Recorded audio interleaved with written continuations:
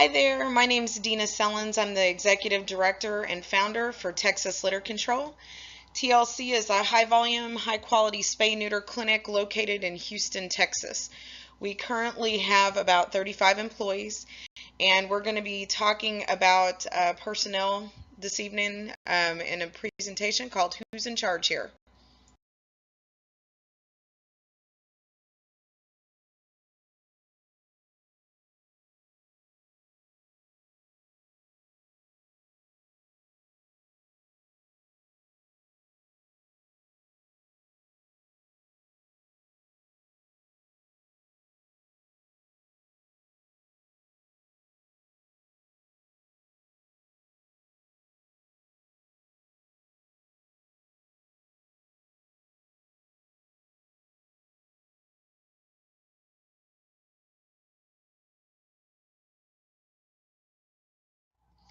So in this presentation, we're going to be going over the basics concerning personnel. We're going to talk about some employment best practices, hiring, firing, and how all the different roles at your spay neuter clinic should work together.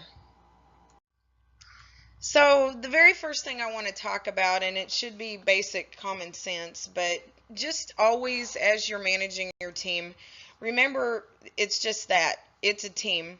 Everybody in your organization has an important job. The veterinarians wouldn't be able to do surgery if the receptionist hadn't booked the appointment. You know, your adoption center wouldn't be running if there wasn't somebody there to scoop those litter boxes. So just remember, everybody has an important job, and the first thing you can do to make people not want to work for you is just constantly remind them that you're the boss. A real boss never has to remind their employees that they're in charge.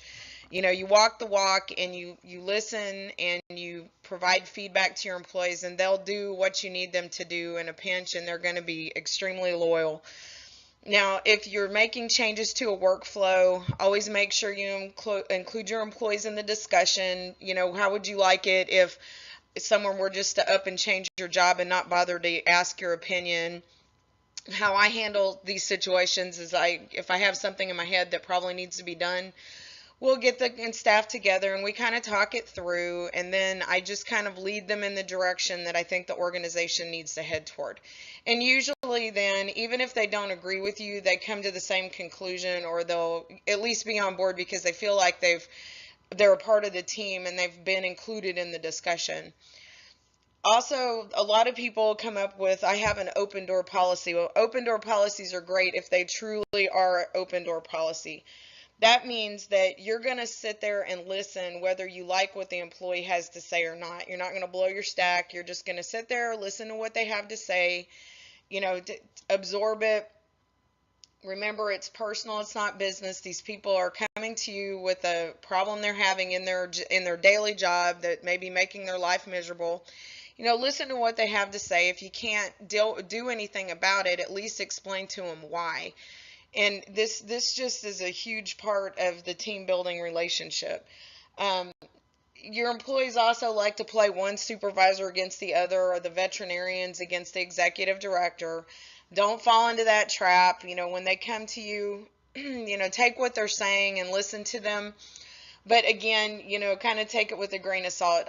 You know, once you get to know your staff real well, you're going to be able to tell which ones are actually, you know, coming to you with a real problem that's not exaggerated, and which ones tend to over dramatize everything, you know. And then well, I've got a couple of people that I know are always right in the middle. If I hear some big drama queen story from one employee, I'll usually go check it out with the second employee that I know doesn't embellish things so much, and usually I find out the situation's not quite as bad as we thought. So just you know, don't fall into that trap and, you know, get dragged down in the drama. Try to keep everything as a drama-free zone. Always watch out for your over-eager beavers, which are the ones that are going to come tattle on everybody. Usually they're the cause of the problem. They're usually causing morale issues. And if they feel like they need to suck up to you constantly, usually that is not somebody you want on your team. And a lot of people in higher positions, they like this type personality because, you know, they want to please you, but at the same time, they're making your life a living hell because the rest of the employees are going crazy having to put up with them. So just, again, don't fall into that pitfall. So, as you're setting up your hierarchy, one thing you want to keep in mind is most employees get overwhelmed if they have more than 3 direct reports. As an executive director, if you've managed people in the past, you can probably handle a few more, up to 5, but I would not go over 5. And that's just to keep a good, clear chain of command. It's easier for you to keep things straight if you've only got 3 direct reports. So in my situation, I have a lady that is over our receptionist positions, kind of the operational piece. I have another lady that's over the adoptions piece of our organization.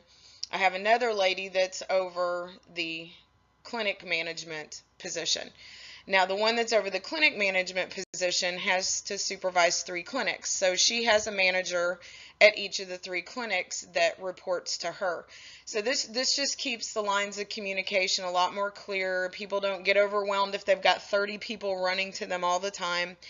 One of the things I've noticed, like at our municipal shelter, is when I walk in to see the director, I literally cannot be in his office for more than 15 minutes without 9 or 10 people running in and interrupting him.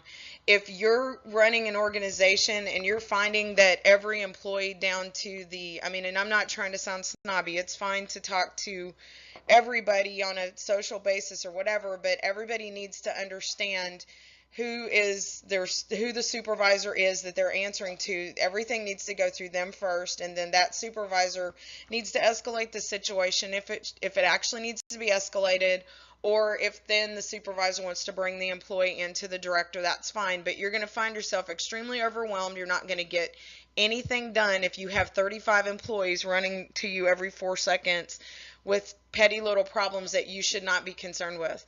As a director, you should be focused on, growing your organization, not, worrying about, crap, we ran out of paper towels yesterday. So the basically what we do in the back is we have 4 techs to each surgery vet. We have 1 tech that's in charge on the shift. She's kind of the lead tech or the supervisor. So I don't put the vet in charge. I mean, they're in charge as far as medically, but when you're talking about operations, workflow, all that, the 4 techs are their own little entity. So they respect the vet's authority medically, but we don't let the veterinarians make a whole lot of personnel decisions. I mean, obviously, if there is a person that's teching in the back that is an issue that could be a concern for the veterinarian's medical license, yes, that's a problem. We will address it. We will fire the person. We're not going to keep somebody on staff like that. But as far as day-to-day operations, the vets really have absolutely no say in the personnel. The techs are there, to keep the vet busy. The vet should be there cutting the whole time. They should not have to, deal with, any kind of personnel issues. So we teach our guys the politics of dealing with the veterinarians, how to handle their issues and how to escalate things, with still being respectful, but being able to still put their foot down if it's something that the veterinarian is trying to do where they're kind of stepping out of bounds. Like, say a veterinarian decides that she wants to get into a vacation policy. That's not the veterinarian's job. The vet is an employee just like the vet techs. That has nothing to do with the vet's medical license.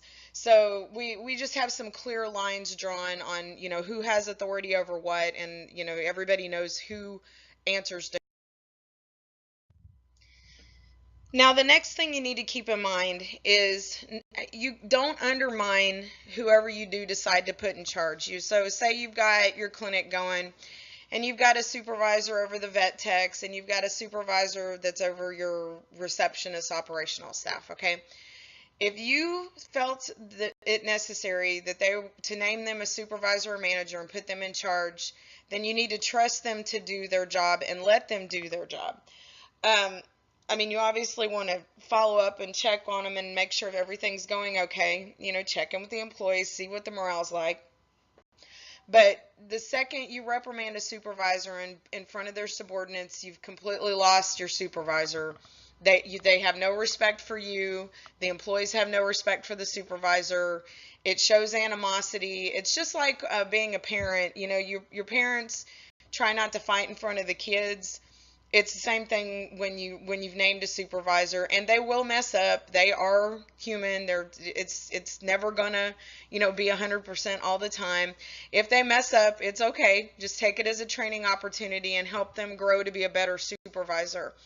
Um, they do offer, there's many classes that go to these big cities, and it's usually a 1 day first time supervisor class. If you're going to put somebody in a supervisor's position and they've never managed people, pay the $100 and put them in a day-long class. It makes the biggest difference. And I usually try to get our guys in at least once a year or once every couple of years to either an HR class or a first-time supervisor class. Even me, as long as I've been managing people, I still go take refresher classes. It doesn't hurt. It just helps. So, the vets will want to deal with you directly. You're going to have that a lot, but you need to make sure if they're going to come to you directly and you've named a clinic manager, you need to make sure that if the vet comes to you directly, you grab that clinic manager and have them standing there, because once again, the veterinarians some of them are good and some of them are really bad about it, but they will try to step on toes. And like with me, I've got 3 clinics. We have an adoption center. We have a nursery. I do all the fundraising, all the marketing, all that stuff. I don't have time to get into the, I need a day off. And that's where I get into issues as well, where a veterinarian will run up and say, I need the 24th off, and I'll immediately, as soon as they say anything like that, have your rehearsed answer. You need to put it in writing and hand it to the clinic manager, because more than once, we've had issues where the veterinarian will rattle something like that off, and then they think it's okay. Don't ever say, oh, okay. No, say, you need to put it in writing. You need to hand it to the clinic manager. Otherwise, you end up with, short a vet for a day. So, just make sure you've drawn very clear lines, have your answers the same every time, so you don't have to think, what did this person tell me? And I know for a fact, if somebody walked up and asked me for a day off, immediately I would have said, put it in writing, hand it to Vanessa.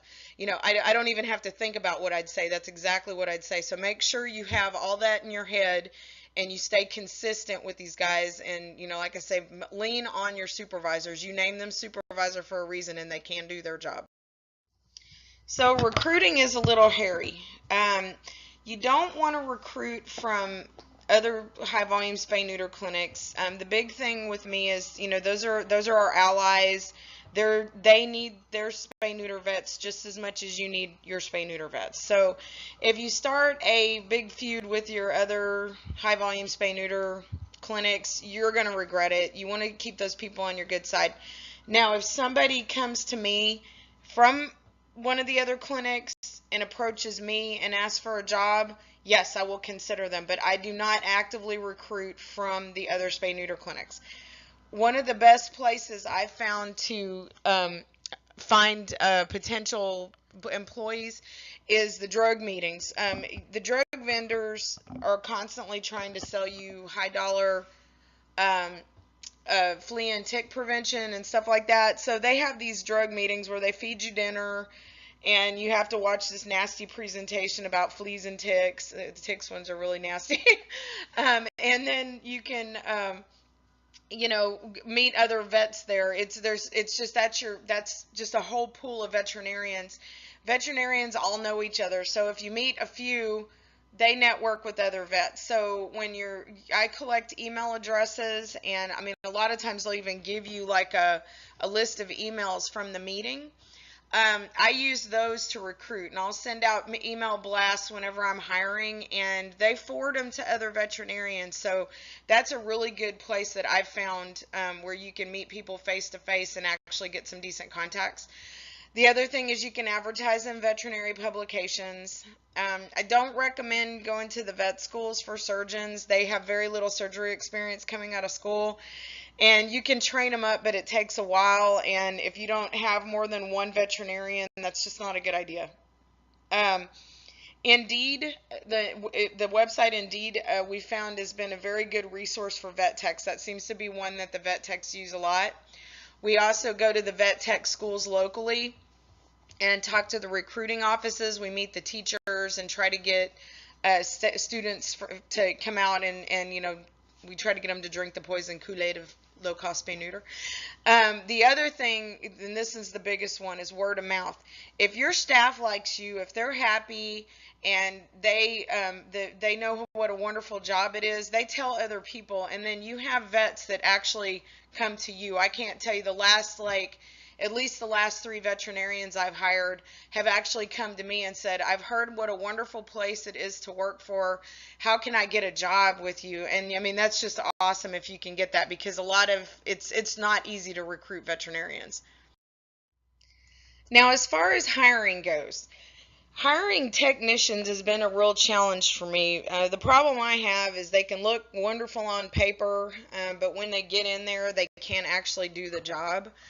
So I kind of cheat. We obviously have our regular operational stuff in place. We have an employment application that has some legalese on it, in case we ever have to do a background check or a drug test or whatever. We also have an employee handbook that we give to all new hires, and they have to sign for it so that they have all the company policies, including how to call out sick and all that good stuff. You need to make sure you have a detailed job description for each position at your clinic. All these things are real important later on down the road. So make sure you've got all your bases covered when you do hire somebody. We do have our documentation out on our website, the tlceducationstation.org. If you want to see, you can I left them in a Word document, so you can actually pull those documents down and just search and replace with your organization's name or change it up however you want. Now, I kind of cheat. I let the staff interview the new hires. So I will go through, preview the resumes, look through the employment applications. But then, especially with the vet techs, I make them do a 2-hour working interview with the vets. I say this constantly. You can have a person that's got a basic skill set, maybe not as great of a vet tech as somebody else, but if you got somebody with a crap personality and they are the best vet tech on the planet, they're going to completely poison your crew. I would prefer to hire the less experienced person with the better attitude and the better blend than I would the more experienced person. The other thing we've had issue with, and this is not going to be politically correct, we have had trouble with registered vet techs. It seems like the ones that are actual RVTs tend to second guess the vet. They won't listen to the veterinarians.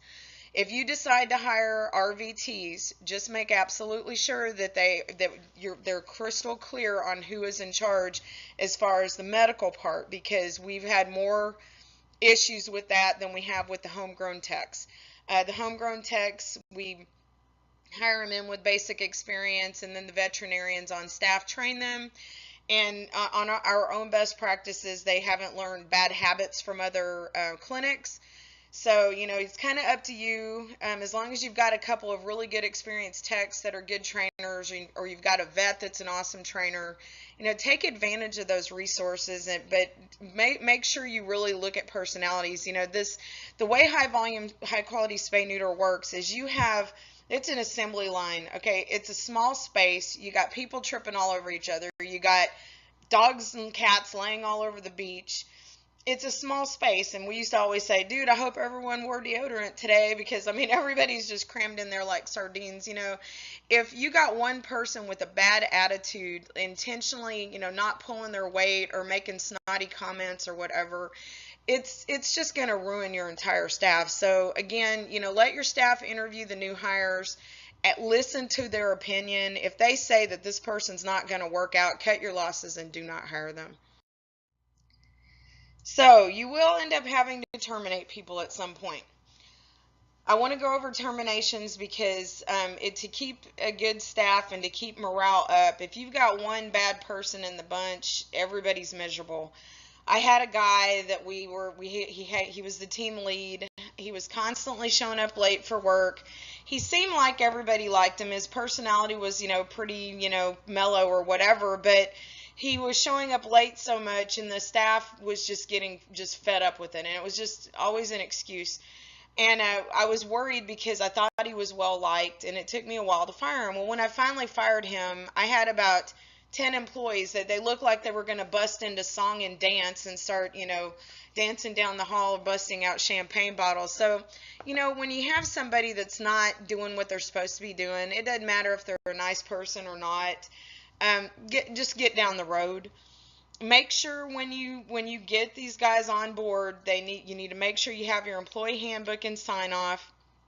And then as you are finding problems with employees, make sure you document. Even if you are doing what you'd call a verbal warning, put it in writing and make the person sign it. You can check off that it's a verbal warning, but just make sure you actually have something in writing so that it's in the book and addressed.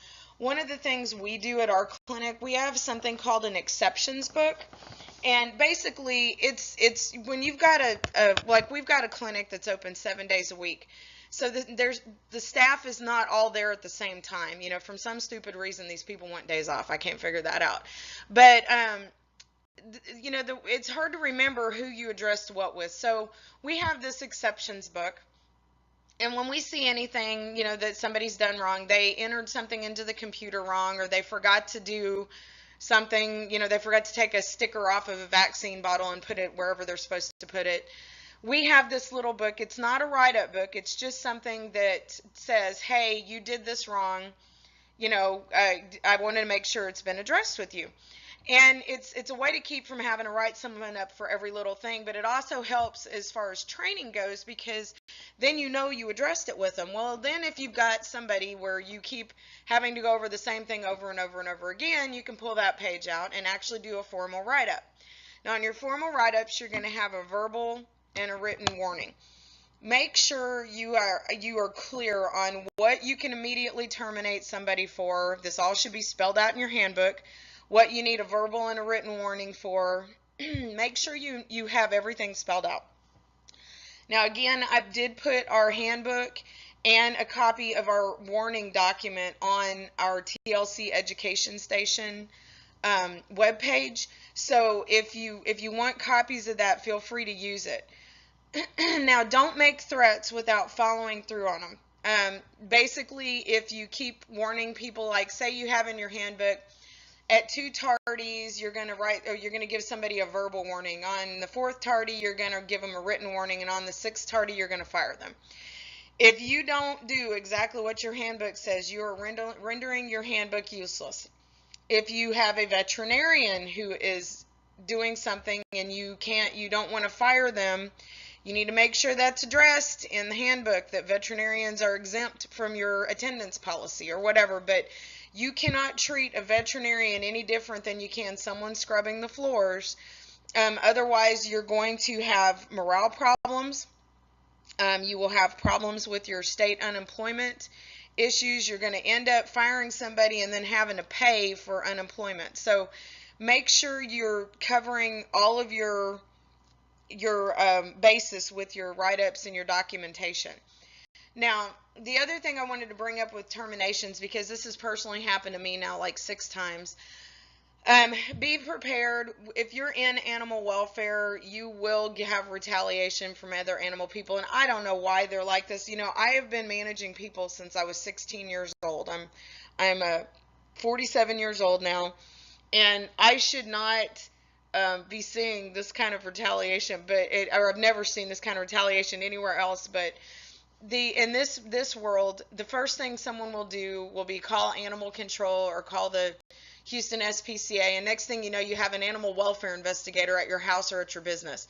So just keep that in the back of your mind. Some of these people are a little crazier than others as you do terminations, and be prepared for that. I'm just dropping that as a sidebar because it's just happened to me so many times, and this is something that I've never stepped in at other jobs I've had. So hope that.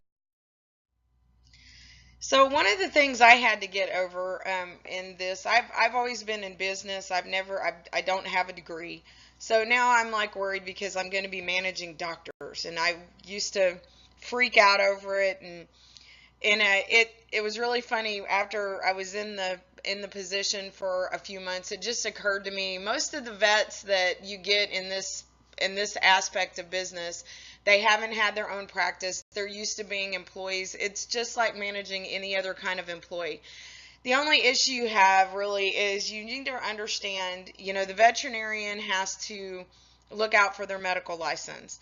As long as you are respectful of that, they usually don't try to pull some crazy stunt with you. Like we did have one vet that would try to, she would go to a conference and then all of a sudden decide we need this really expensive drug.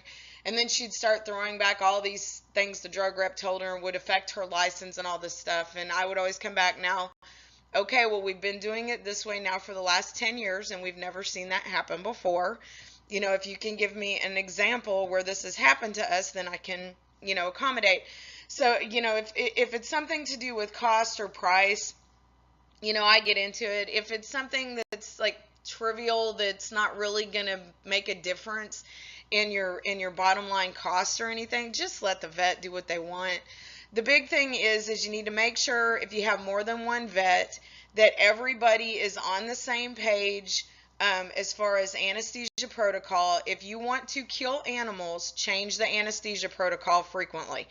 Everybody needs to land on what you're going to be using, and it needs to stay the same all the time. Doesn't matter which vet's there.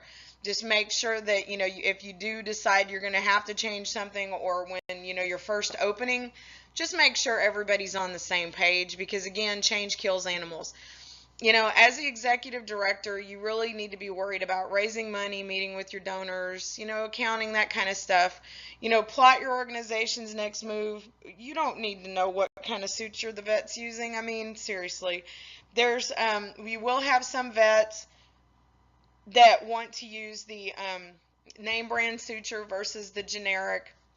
There are situations that we have actually seen the vets are not just trying to make you buy something that's a lot more expensive. We have had situations where the generic suture tends to come untied easier. So to me, I look at it as, okay, I'm just going to cover that in the cost of my surgery. I really don't want to have to pay all these emergency room bills.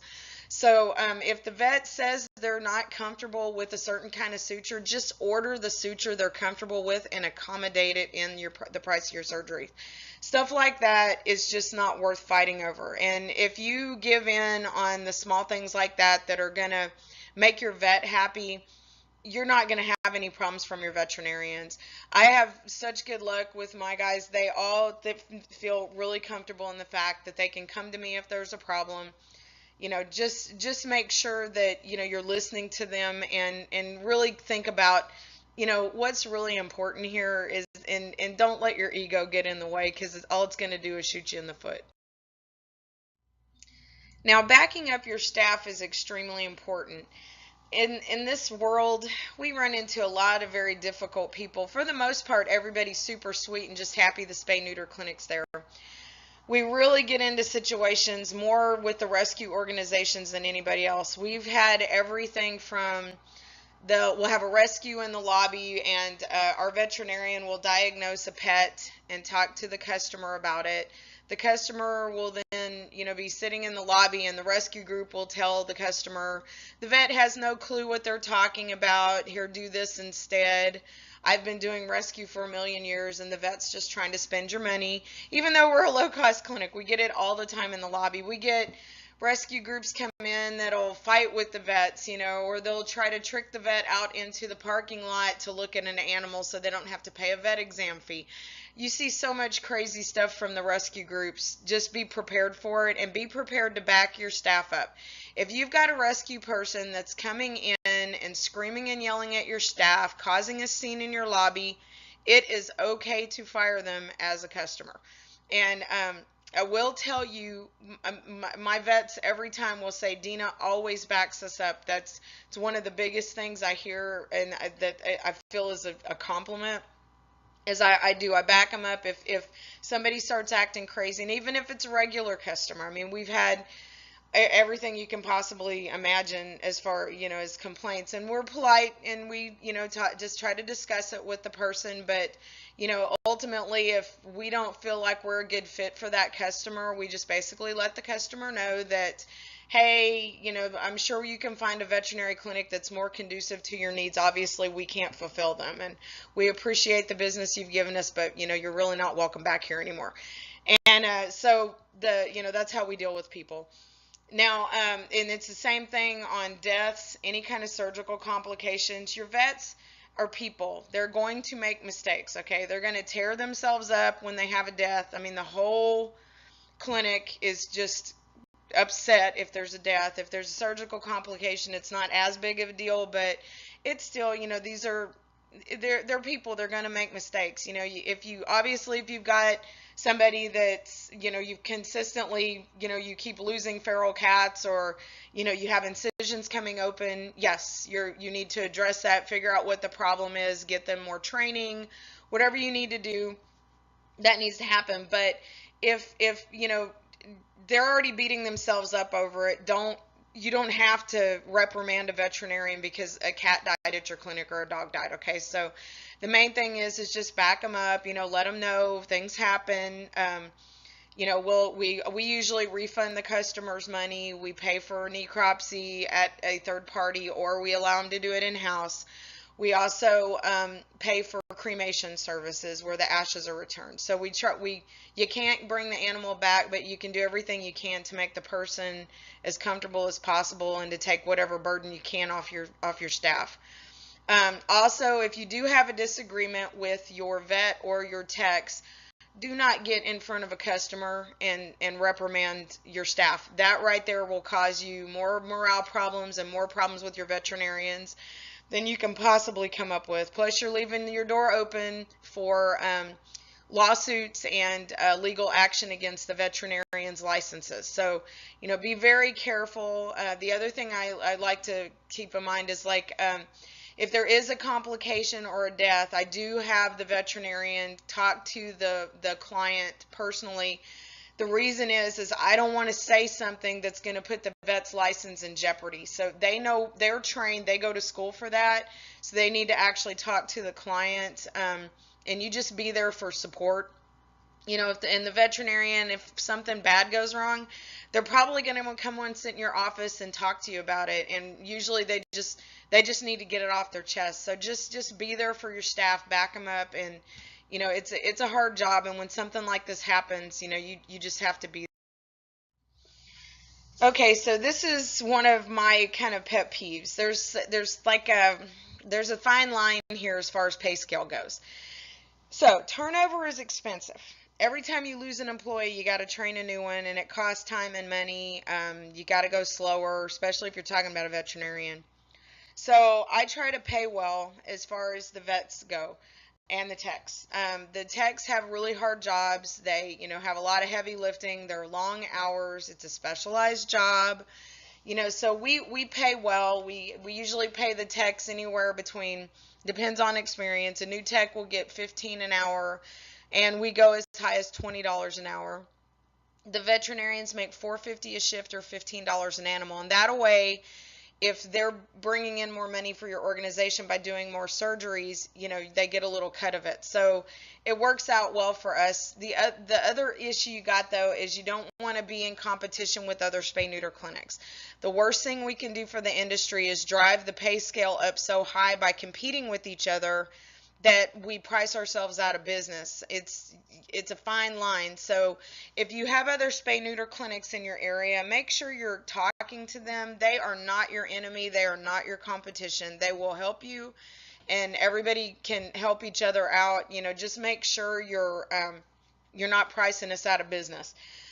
The other thing you need to consider is employee benefits. Now, I put on here, stay away from PEOs. I have been with 3 different PEOs. They are expensive. They are a shared employment tool where basically you hire this company and they employ your employees for you. There's a few advantages to it, but for the most part, they're just expensive. They're closed on the weekend, so inevitably, if something stupid's going to happen where you need help, it's always going to be on a Saturday when they're closed. You pay anywhere between 20 and 30% more if you go with a PEO. Go ahead and just find yourself a regular payroll company. You'll be much happier. Learn the HR, go to some classes, and then find your own benefits. When you join your Chamber of Commerce and meet some benefits people, and go in and sit down and talk about some small business and benefits. We pay for everybody's medical, dental, vision, short and long-term disability, and a small life insurance policy. And the employees really like our benefits package. I will say if I had to do it over again, short-term disability is kind of expensive. I would probably not offer that if I had this to do over again. This is just a nickel's worth of free advice. You might want to think about just a long-term disability policy and letting the employees accumulate their sick time and roll it over. So if they do ever have to, go out for something, that's just a couple of weeks, they could just use accumulated sick time.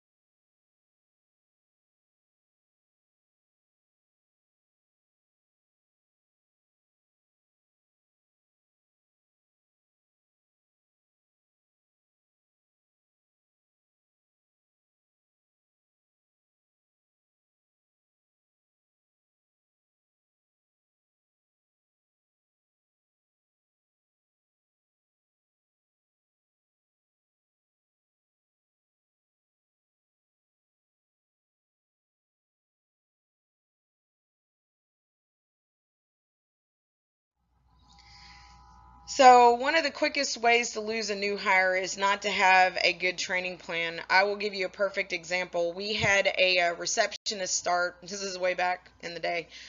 We were always running on a skeleton crew. We were growing faster than we could hire people. Well, we put someone on the receptionist desk, and I mean, I'm not joking. In the middle of check-in, she got up, started bawling, and just ran out the front door. Well, I chalked that up to not enough training. We obviously overwhelmed her, and yeah, she literally just ran right out our front door. So make sure you have a training plan and make sure you follow it. Give people time to learn the job. Don't just throw them into the mess. Even if it's just having somebody sitting there shadowing them. I realize you're going to have a little bit of overtime, but take time to train your employees. It really is important.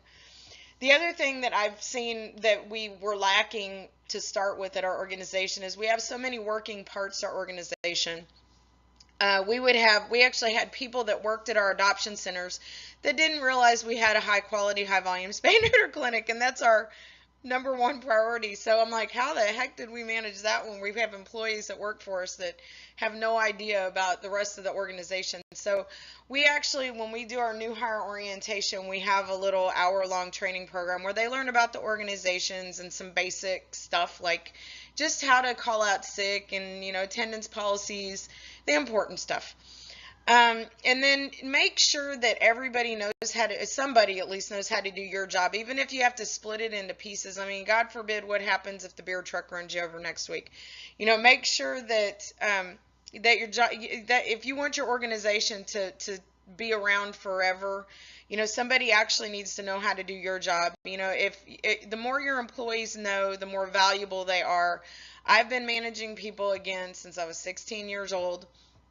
And I'm telling you right now, I've never had one of them take my job. I've been promoted, and I've had people promoted into my old position before. But, if you're doing your job well, you shouldn't have to worry about someone else knowing how to do your job. So, make sure that you've got your stuff split up because, again, training's everything. And if you go away, do you really want your organization to go away?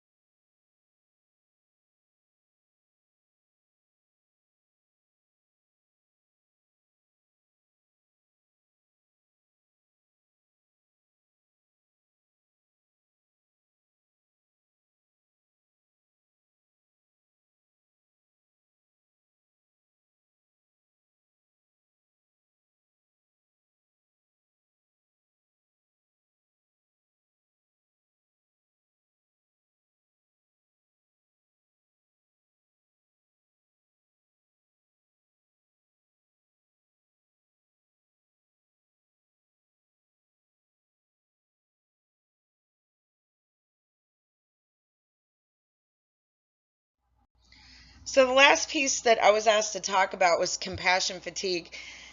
I got to tell you, in high volume spay neuter, I don't see it like I do in the animal welfare side. The adoption people tend to get more burned out than I've seen the high volume spay neuter people. If you're running your clinic the right way, I mean, these are owned pets coming in. They're doing, spay and neuter day in and day out. They're playing with puppies and petting kittens. I just don't see a whole lot of compassion fatigue in this part of the industry. Now, if you're in a shelter environment where you're having to deal with, stupid people that are turning in animals for crazy reasons and you're seeing animal abuse and all that stuff, yes, I could definitely see a high burnout rate, but we just don't really see it at our clinic. Now, burnout in general and just, you always want to know about your employees' stress levels. Watch, if you've got somebody that's normally pretty chill and they're snapping at people or they're being, aloof or, just extra quiet, there's probably something wrong at home, or maybe they're having some kind of a personal problem.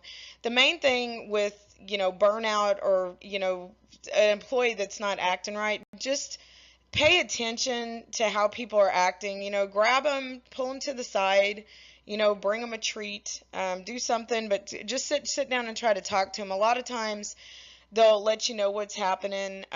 If they do let you know what's happening, don't share it with the rest of the staff. They don't need to know what's going on with the person. You may have a supervisor or something that you need to pull to the side and say, hey, give so-and-so a little bit of an extra break. But, it's just important to know, how your employees are feeling because, if they're distracted with something at home, they're not watching your animals waking up from surgery and they might miss something, an animal could end up dead. So it's even if you don't like people, make sure you're paying attention and trying to, identify if one of your employees is, seeming like they're burned out or having a hard time, and just always make sure that they realize that they can talk to you and their business isn't going to be spread out all over the business. So that's about all I can offer as far as compassion fatigue.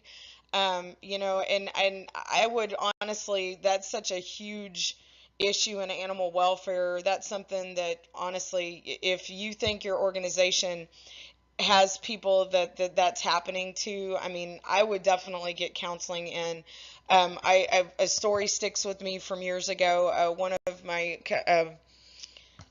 they were kind of a mentor of mine. He was really upset because one of his employees had actually drank the euthanol after he had to euthanize a bunch of puppies.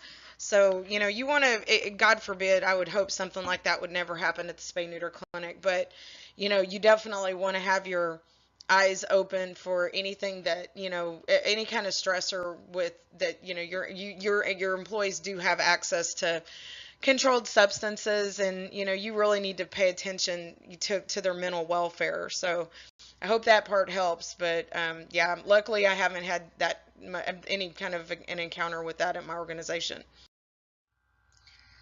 Well, again, my name is Dina Sellens. I'm the director for Texas Litter Control. My contact information's on the screen, and if you'd like any of the supplemental materials that I mentioned, you can go to tlceducationstation.org. That's also my personal cell phone number. Feel free to call me anytime. I typically pick up the phone unless I'm in a meeting. If you leave a message, I'm pretty good at getting back real quick. Um, just if you need anything, let me know. And I hope you guys have the best of luck in getting your clinics up and running.